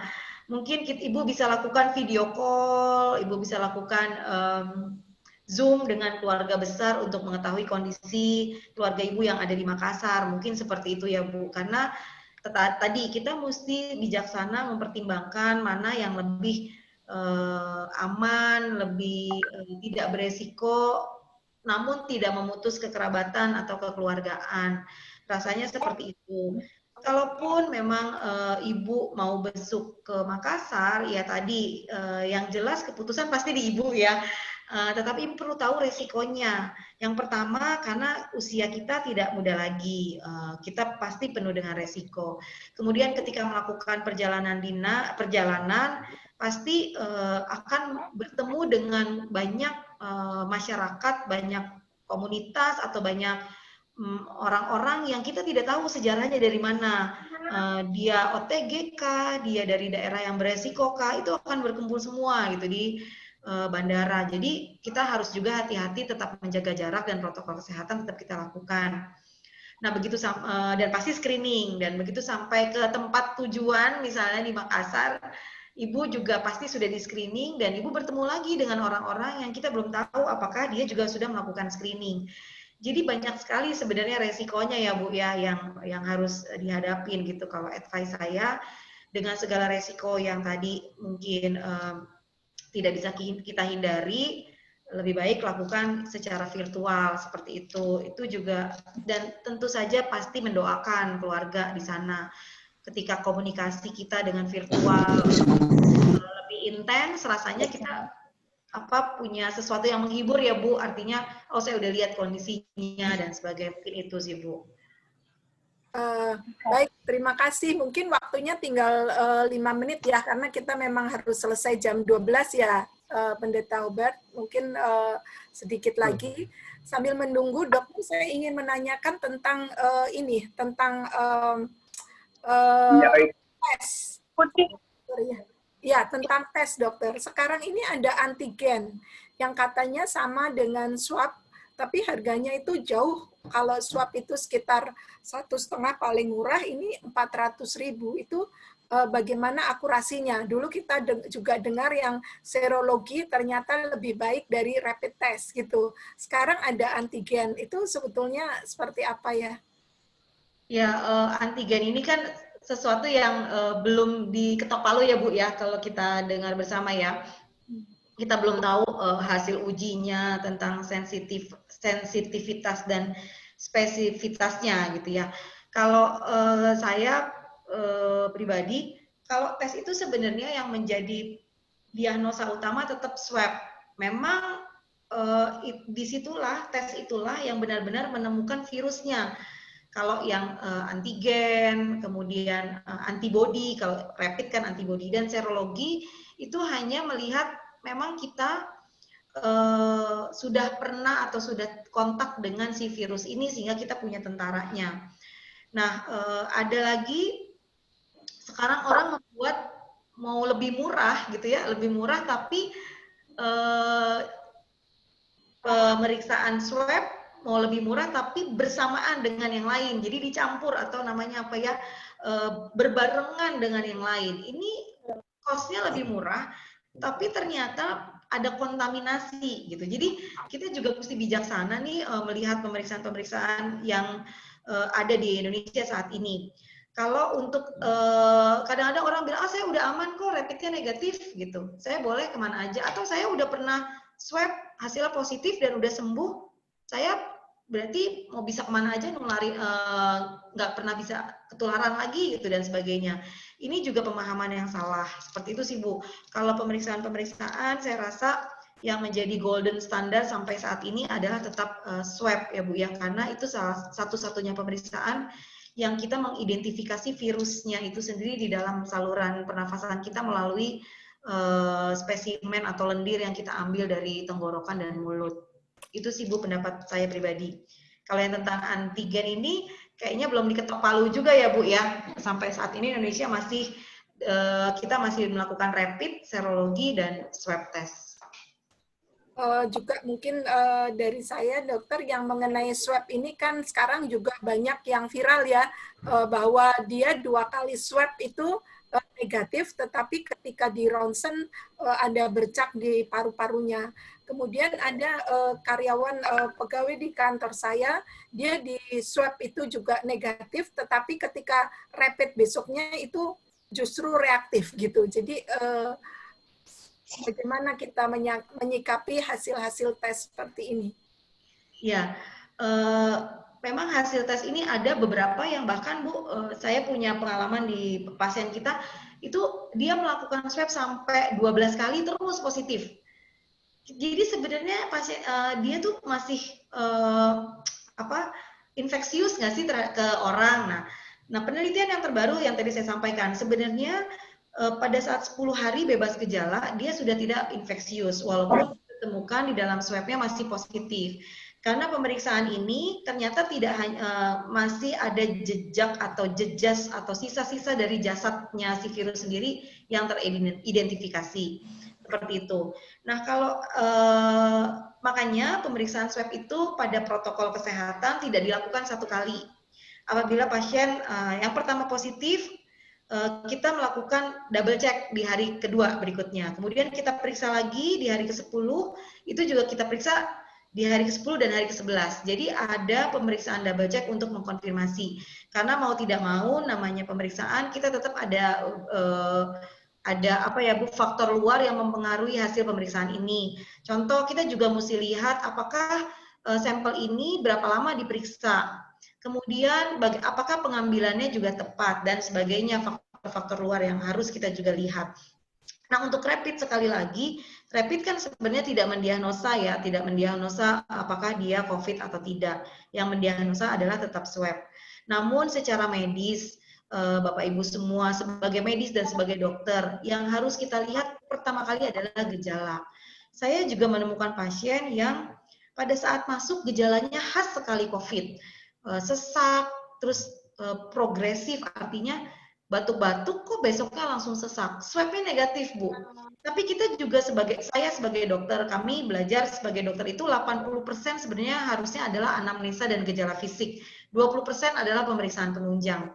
Kita percaya nih, ini pasien COVID nih, ini pasien COVID, harus kita isolasi. Kita swab lah berikutnya, kita pemeriksaan berikutnya. Karena sebagai dokter kita harus berpegang pada klinis pasien. Begitu swab yang saya bilang tadi double check, hari pertama kita swab negatif, hari kedua ternyata pasien ini positif. Nah itulah dunia kedokteran, sensitivitas kita sebagai dokter. Memang kami tetap harus fokus kepada klinis si pasien. Nah, swab, rapid, CT scan toraks atau ronsen paru-paru itu adalah pemeriksaan penunjang yang membuat kami semakin pasti bahwa pasien ini COVID atau tidak COVID. Seperti itu sih Bu, memang ada faktor-faktor luar, faktor-faktor yang sangat mempengaruhi sekali dari hasil-hasil pemeriksaan ini, dan itu kita juga mesti bijak menyikapinya. Gitu. Terima kasih Dok. Demikian Bapak dan Ibu sekalian, waktunya sudah semakin mendesak ya Pak Mas Hubert, Mbak Manda. Tapi baiklah, akan saya beri kesempatan terakhir untuk ini yang terkait dengan tips tadi. Sebelum kita menutup diskusinya, apakah dari apa yang disampaikan tips-tips yang tadi demikian ada yang diberi ada yang ditanyakan supaya ke depan kita sudah lebih mantap lagi bagaimana harus menjalani ya new normal ini dengan kondisi fisik yang tetap menjadi anugerah Tuhan, kondisi yang fisik yang memang secara alami tentu mengalami penurunan.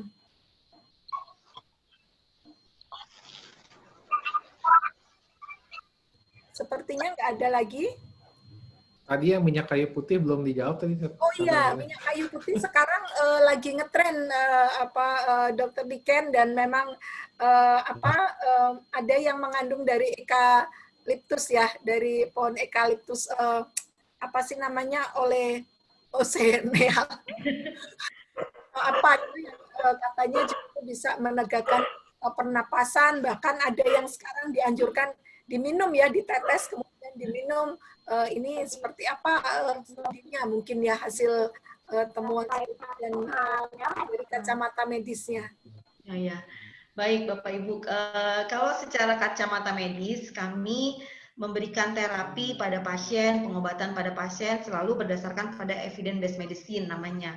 Jadi ada sebuah penelitian yang dilakukan terhadap pasien, apakah pasien yang komunitas sakit dan diberikan obat, dan kita lakukan penelitian, ternyata obat ini bermanfaat, sehingga obat ini kita pakai sebagai terapi.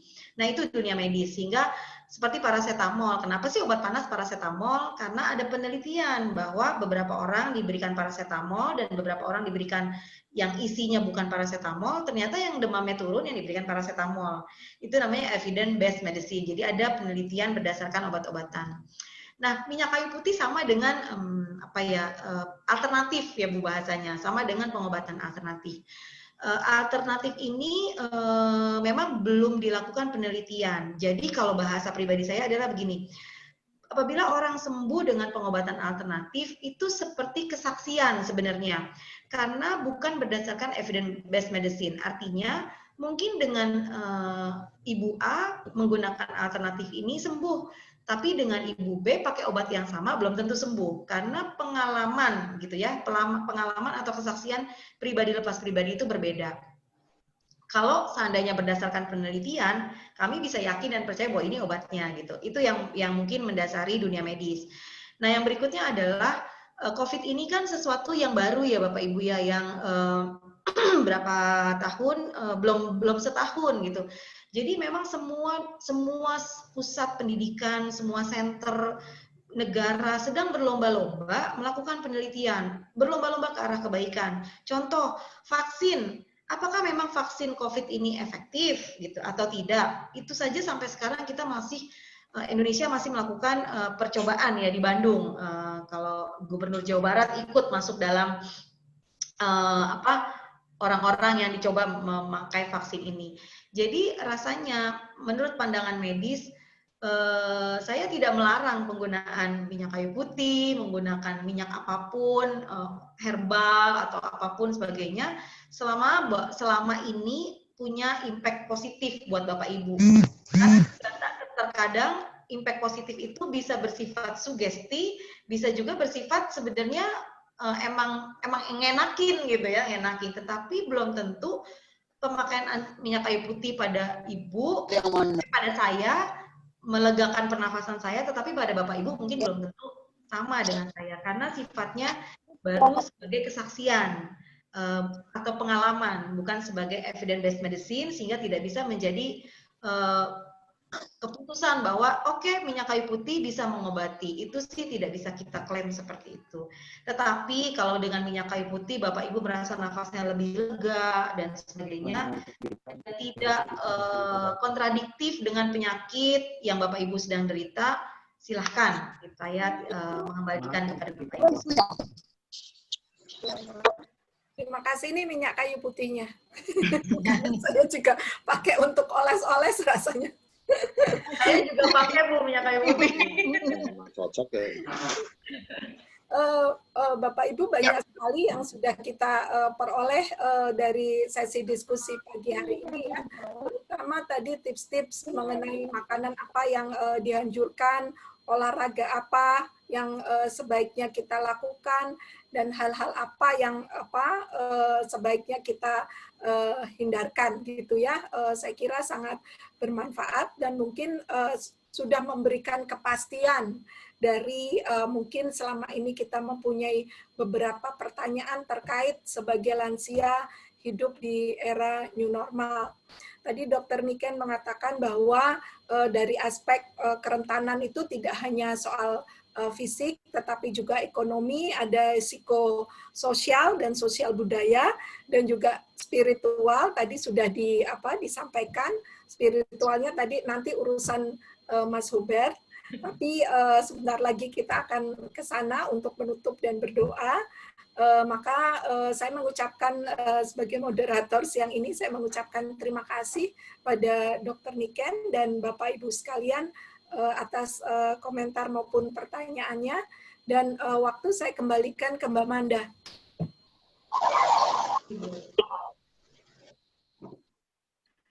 Ya, terima kasih Dr. Niken Novitasari yang telah membawakan materi webinar dengan tema tips bagi lansia untuk menjalani aktivitas di era new normal. Yang tadinya kita selalu melihatnya seperti meraba-raba, nggak tahu pasti. Sekarang kita lebih tahu bagaimana kita akan menghadapi COVID bersama kita sebagai pribadi dan bersama dengan orang-orang yang kita cintai, sehingga nantinya kita akan memutuskan tali COVID ini dan kita semua bisa hidup sehat kembali dan kita bisa beraktivitas seperti yang lalu-lalu, hidup normal. Terima kasih juga untuk Bu Medelina yang telah memandu acara webinar ini.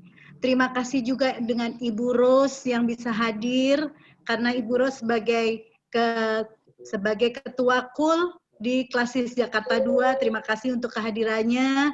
Dan saya juga melihat Ibu Ellen Pardosi dari GKI Pongtiku sebagai Ketua KUL juga, dan Ibu Irene juga sebagai Ketua KUL dari GKI Maleo. Terima kasih untuk kehadirannya dan terima kasih sudah bergabung dengan GKI Cira. Dan kiranya apa yang telah kita dengar dalam webinar ini menjadi berkat bagi kita semua. Kita hidup sehat, kita tetap semangat walaupun kita harus tetap di rumah. Nggak ada yang membosankan kok tinggal di rumah. Banyak hal yang bisa kita lakukan. Dan sekarang saya serahkan kepada Mas Hubert. Tuhan memberkati semua aktivitas kita. Terima kasih.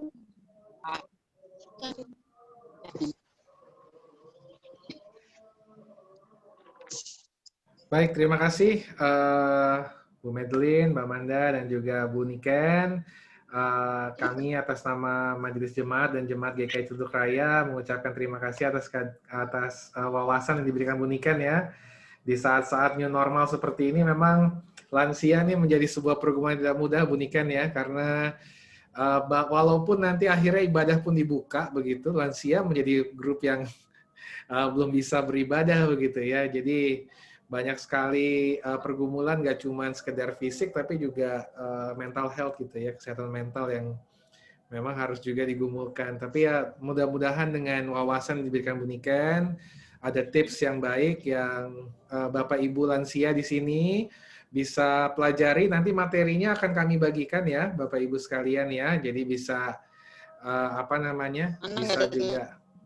bisa juga dipelajari nanti di rumah masing-masing begitu ya, tipsnya kira-kira bagaimana kita tetap menjaga hidup sehat gitu ya di era pandemi seperti saat ini. Jadi terima kasih banyak Bu Niken untuk pembagian materinya. Tentunya juga masukan bagi saya nanti bagaimana tetap secara spiritual gitu ya, penting juga tetap menjaga kesehatan bagi para lansia.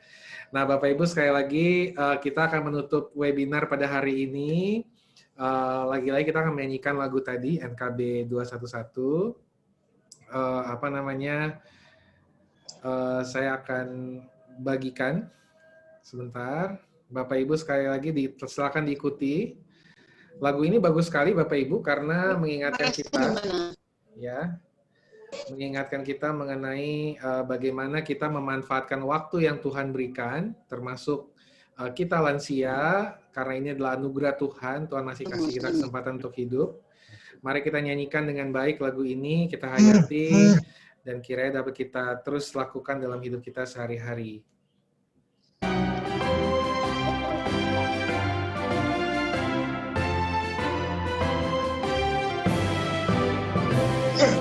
Pakailah waktu anugerah Tuhan, hidupmu singkat bagaikan kembang. Mana benda yang kekal di hidupmu, hanyalah kasih tak akan lekang. Tiada yang bakal di dalam dunia, segala yang indah pun akan lenyap.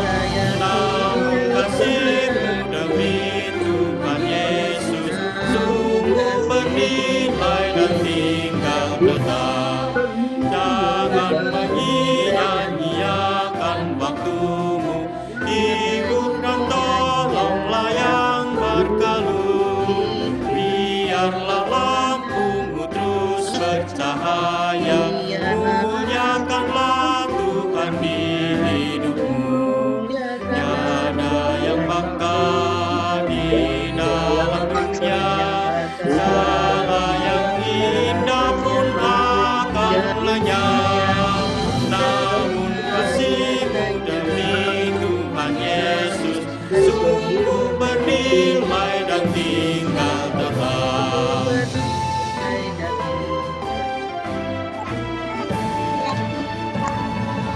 Karya jarimu demi Tuhan Yesus kan dihargai benar oleh-Nya. Kasih yang sudah Kau tabur di dunia, nanti Kau tuai di surga mulia. Tiada yang bakal di dalam dunia, segala yang indah pun akan lenyap. Namun kasih-Mu demi Tuhan Yesus sungguh bernilai dan tinggal tetap.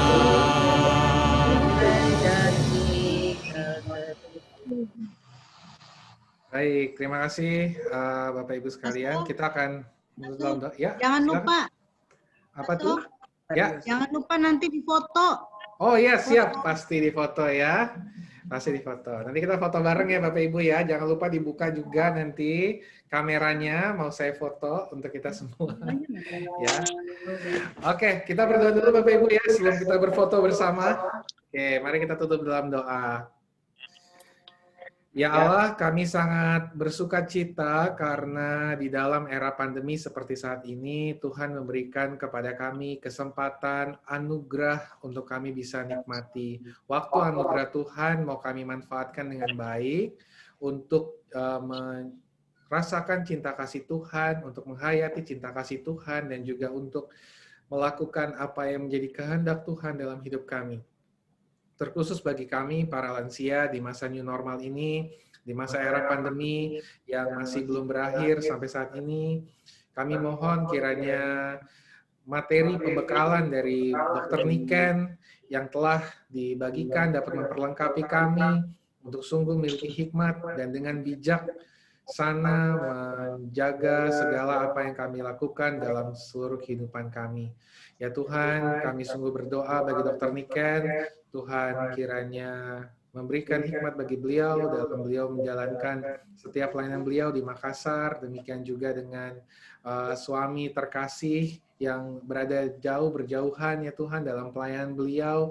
Tuhan yang kiranya juga senantiasa menyertai dan melindungi, juga senantiasa menguatkan setiap keluarga di dalam menjalankan setiap pelayanan masing-masing dimanapun berada.